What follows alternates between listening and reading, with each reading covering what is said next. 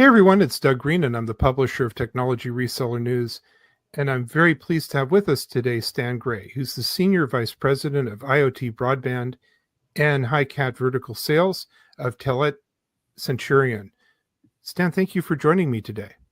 It's great to be here. Thank you very much, Doug, and thank you to your readers and podcast viewers. Well, I'm so glad you were able to take some time out to talk to us. We're just literally coming off of all those big Q1 shows. We're entering Q2. And I think we should start off with maybe some of the news announcements that you guys had coming out of Q1, Mobile World Congress, so on.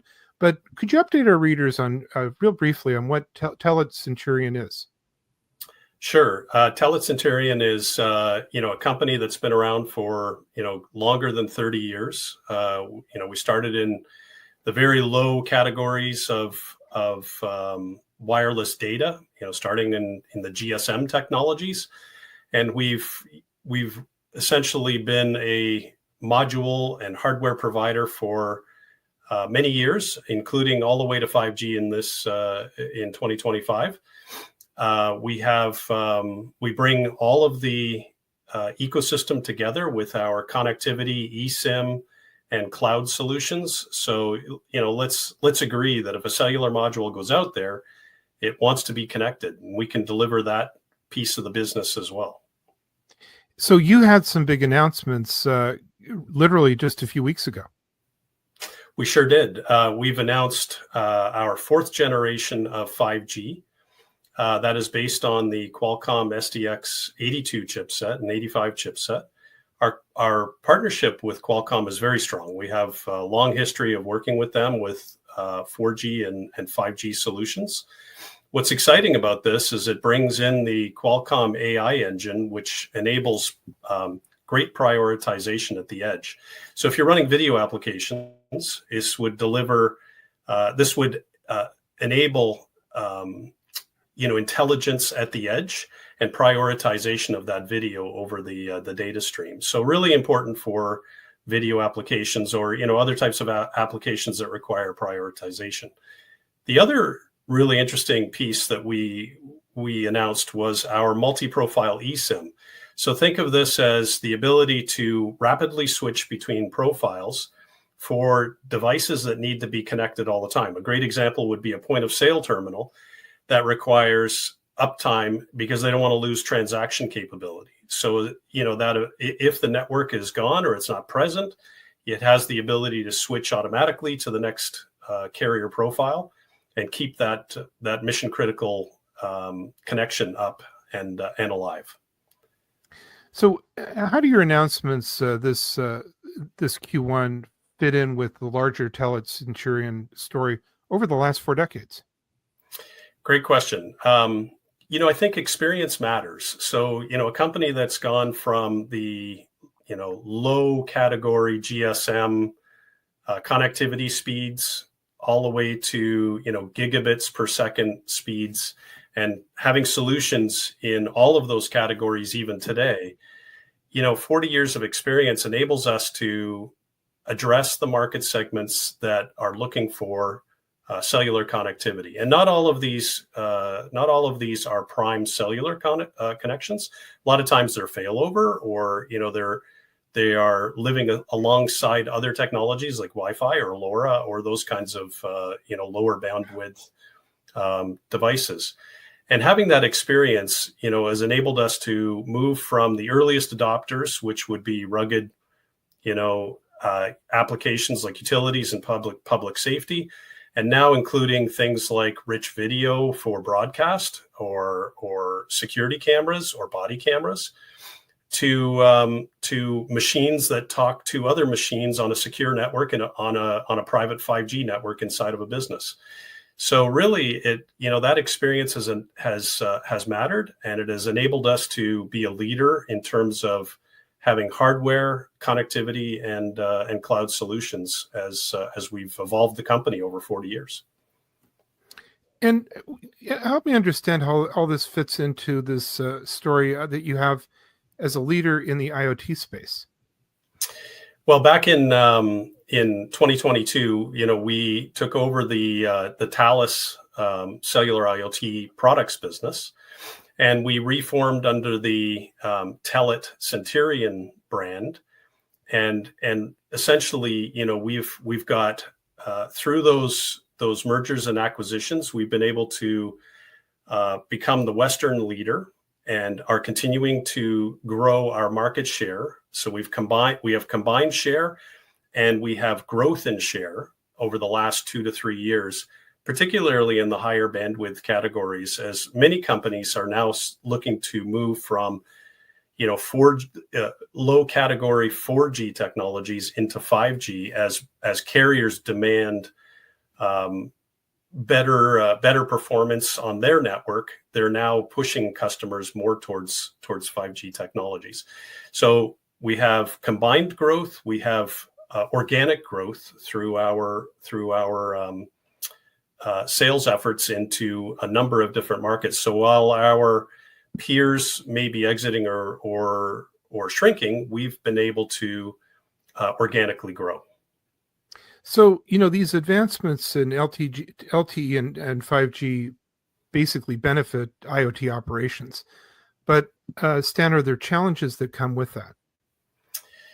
Yeah, probably the greatest challenges are, on the connectivity side. It's not that the connection is a challenge, because of course, as I said earlier, let's agree that if it's a cellular module, it's going to be connected on a public network or a private network. I think the greatest challenge is, companies that we're working with not realizing that there's an opportunity for them to play a bigger role in the ecosystem. I'm sure that most CEOs are looking beyond their own hardware to figure out how they could have a bigger piece of the ecosystem. How do they bring in connectivity as a solution to their customers? And let me give you an example.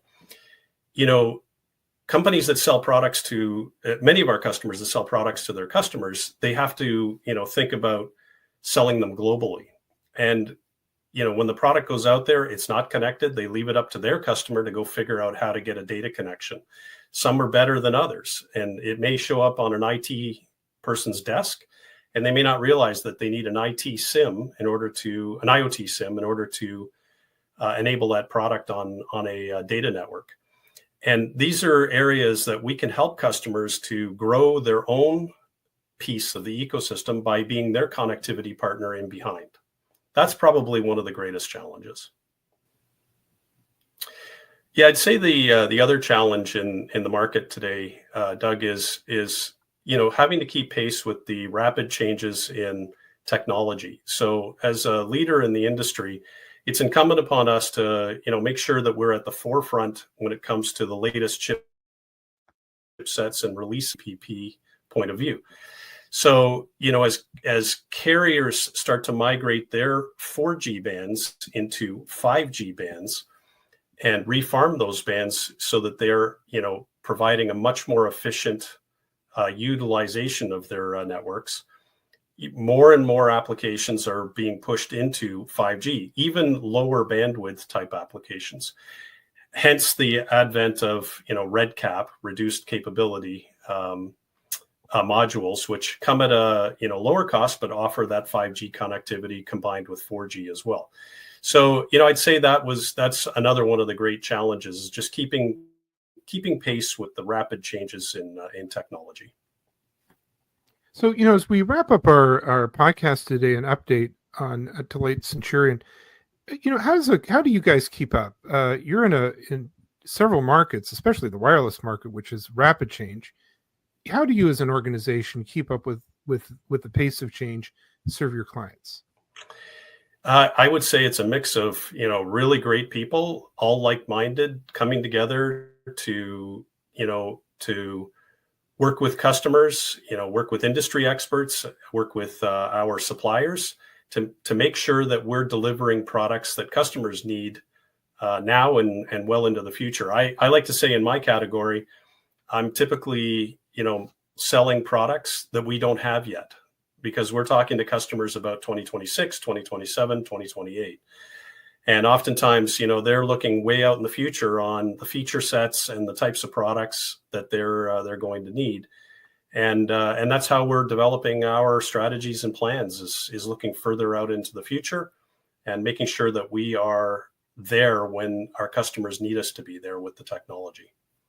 It's interesting that you say that, Stan, because as you know, so many companies struggle with future proofing, which I don't even know if that exists. But in other words, there's always the concern of making big investments or significant investments that then 24 months from now you really didn't need to do. Yeah, I think the way we've approached the business is we're delivering products with long life expectancy. So, our products generally stay around, and Qualcomm is really great at supporting us in this effort. But our products generally stay around for 7-8 years, sometimes longer. It really depends on the chipset.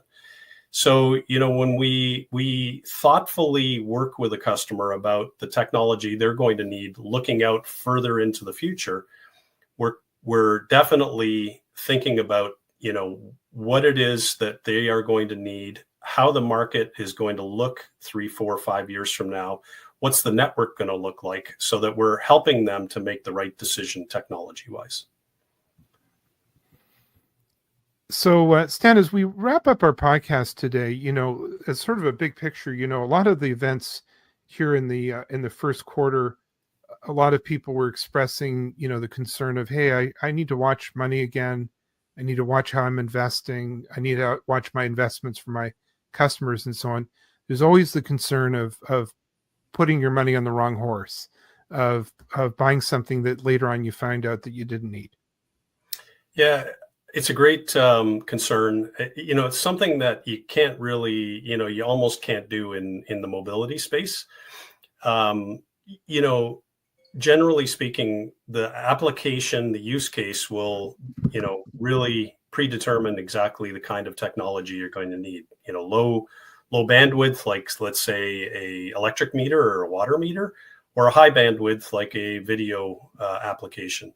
And there are plenty in between. And, it's really incumbent about a company like ourselves, where we're very thoughtful about how we approach customers and really look out into the industry over the next 2, 3, 4 years, and, really work with the customer and making sure that they get the right technology for their application.